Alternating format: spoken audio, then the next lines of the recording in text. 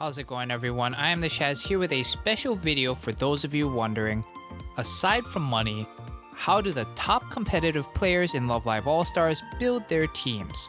We will take a look at some team compositions from both JP and global servers and break down why certain cards and compositions are considered meta and, more importantly, what it takes to get there. First, let's talk about voltage. Voltage is the term for the scoring mechanic in Love Live All-Stars. Voltage is based off of a card's appeal statistic and the timing of when you tap a particular note, ranging from bad to wonderful.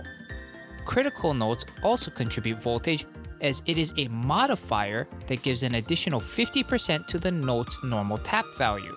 For those of you that are unaware, the frequency of the appearance of critical notes tapped by a card is determined by the card's technique stat, which explains why a lot of SP and SK type cards have high crit rates when compared to most other voltage and guard type cards. The reason why we talk about voltage first is this. Everyone wants to score well enough on a song to S rank it and get the 10 gems for doing so. When new songs get released, most players will sit down, look at the song gimmicks, see which cards would work best in that song, then try to S rank it. However, in the context of voltage rankings during exchange events in SBL, players that have put a sizable amount of money into the game, aka whales, will at some point encounter a voltage plateau, or in other terms, will find that they have a maximum score that they can achieve by running teams that are only voltage types. If scoring is determined in large part by appeal, how do we increase that stat? The easiest way to increase a card's stats is through pulling additional copies of the card, also known as limit breaking the card. For UR rarity cards, this can also be achieved by spending 125 School Idol Radiance, 60 Shiny School Idol Radiance, or 30 School Idol Wishes. Just want to note, for the purposes of this video, everything we will be talking about will be centered around UR rarity cards. The second way to increase a card's stats is through increasing that particular idol's bond levels, which can be achieved through using cards of that idol in a live. It doesn't matter if said live is auto-played, manually played, or skipped using skip tickets. I always have a skip ticket formation ready so that I can work on raising a girl's bond levels if I have to quickly dump a whole bunch of LP for a period of time I know I'll be busy, like during work for example.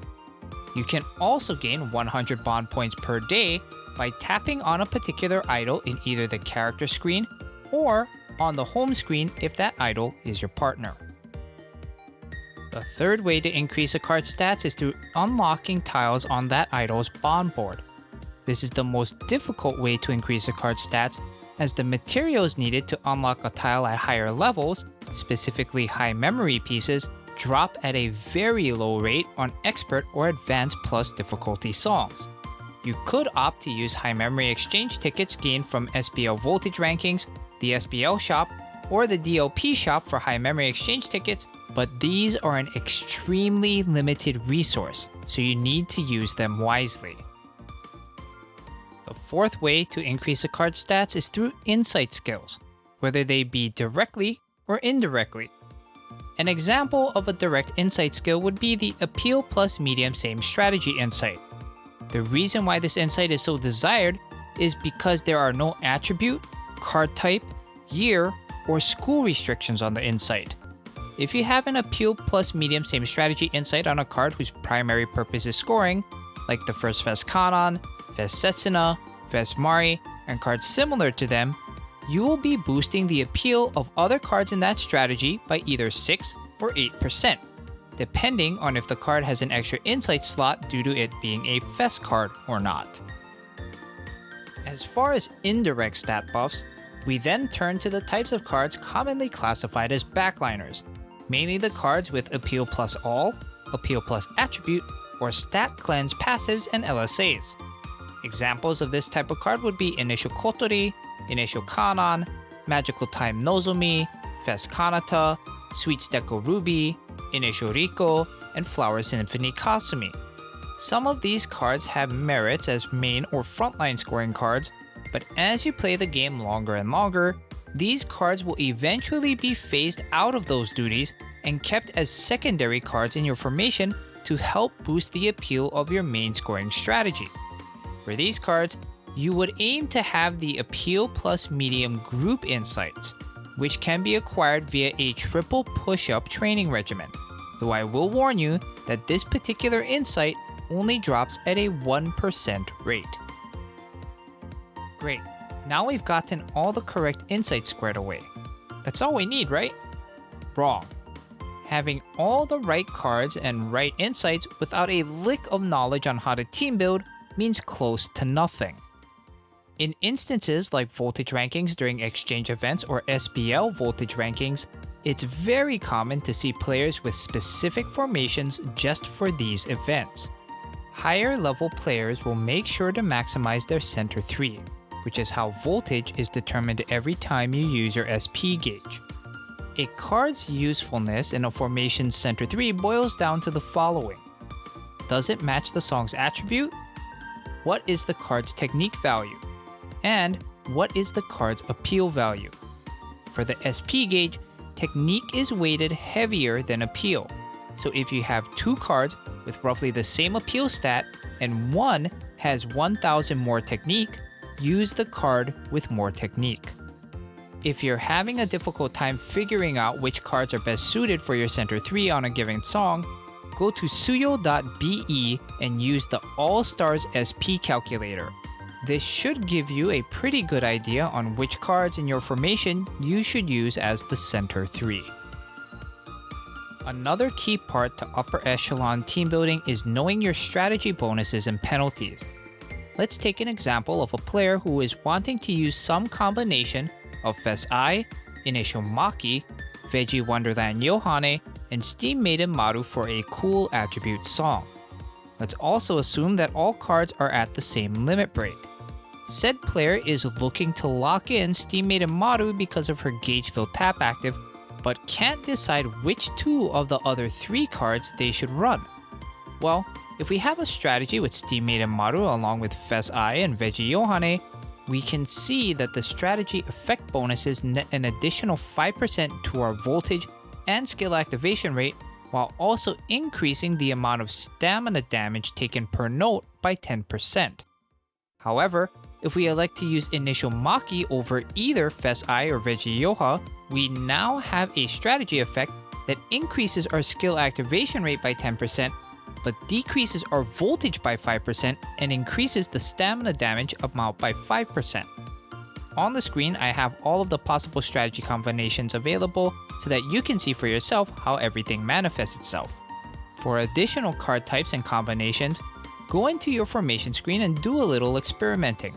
You'll learn a lot about potential scoring if you do this, and it's better than me spoon-feeding you every single little bit of information. An aspect of team building that needs attention but still needs to be covered is accessories. Once you have determined your main scoring strategy and your backline cards, you then need to see how your accessories best fit in your formation. Again, we are taking this video under the point of view of an All-Stars whale, so we have to assume that we have the most common whale accessories.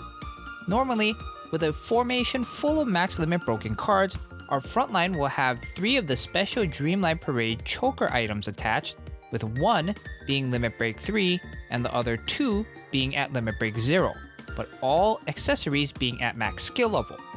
The reason for this? 300 chokers at max skill level gives a maximum of 57,500 voltage per tap, whereas a single Limit Break 5 or max limit break choker only nets a maximum of 55,000 voltage per tap. Moving to our backline, if the song we're targeting doesn't force us to change strategies during the song, you'll put your 3 highest appeal backliners in another strategy, then put 2 or 3 of your best bracelets on them, depending on the appeal of your cards. Because bracelets are based off of the strategy's appeal, you want to consolidate your high appeal cards if possible. Finally, your lower 3 appeal cards out of your backline will be rounded out by UR necklaces to decrease the amount of damage you take per tap. and thus keeping you in green stamina for a longer period of time. Okay, so now we have the optimal strategy to get the most voltage possible for a given song. That's it, right? Nope, we still have a little bit more to cover. After determining which song we need to build our team for, we then need to look very closely at the song and its gimmicks. Song gimmicks can heavily influence how a whale builds their teams. Let's take a look at an extreme example, Angelic Angel. Angelic Angel is an elegant attribute song with a non-cleansable 20% off attribute debuff, which means that we can already take out cards with the Stack Cleanse LSA out of the possible card pool. We then move to the note gimmicks. Appeal of Muse members increased by 20% over the next 10 notes, and increase the SP gauge gain of SP type cards by 50% over the next 10 notes. Finally, the intra-AC gimmicks, or the bonuses that happen only during a specific appeal chance. For Angelic Angel, all of the 5 appeal chances have the same AC gimmick. SP gauge gain of SP type cards increased by 30%. Factoring in the song attribute, the appeal bonuses to Muse members, and the increased SP gauge gain for SP type cards, the strategy that most whales will end up using is Fes Kotori, Fes Eli, and Initial Yohane, complemented by 6 appeal plus all backliners. This strategy makes use of 3 SP type cards, 2 of which are from Muse, 2 that have an SP gauge fill tap active, and another card which buffs the SP gauge gain for other elegant attribute cards in Fes Kotori. Alright, that song choice was a little too obvious. How about a different song? Sure, let's go with something a little more complex, like say, Ni Naritai Aquarium. First 2 things we look at, song attribute and overall song gimmick. Cool attribute song with a non-cleansable 20% appeal debuff. For those of you who are unfamiliar, we know this song isn't cleansable due to this notation of a base appeal loss for non-cool cards. Next, note gimmicks. A 25% SP gauge fill, 10k damage notes. We know there are 5 in this song, with 4 coming right at the beginning of the song before the first AC, and 20% skill activation rate up for the next 20 notes for guard type cards. Third, the AC gimmicks. The first 3 negatively affect non-guard cards, and the last increases appeal for voltage types based on the number of guard type cards in the formation. Based on this information, there are many different ways that formations can be built for this song. One way to attack this song via a single strategy would be with a formation like Veggie Yohane, Dreamland Ruby, and Initial Yo, praying that you're able to heal up that early 40k damage somehow. Another formation I have seen comes courtesy of an anonymous player on the JP server. This formation has a main strategy with Fes I, Dreamland Ruby, and Steam Maiden Hanamaru, with a secondary strategy strictly to heal up after the first AC, featuring Fes Mari, Moonrabbit Rico, and Fes Emma, who is added in because of the number of times you'll switch strategies. It is the combination of all of these elements, card pool, limit breaks, bond levels, insights, accessories, song attribute, song gimmick, and AC gimmicks that influence what team a whale wants to put forth during a voltage ranking event. The next question some of you may have is, Shaz, what about me? I don't have a lot of these cards you're mentioning. I'm just a casual or free-to-play player. I understand that you may not have the cards to run every single strategy that is considered optimal for whales.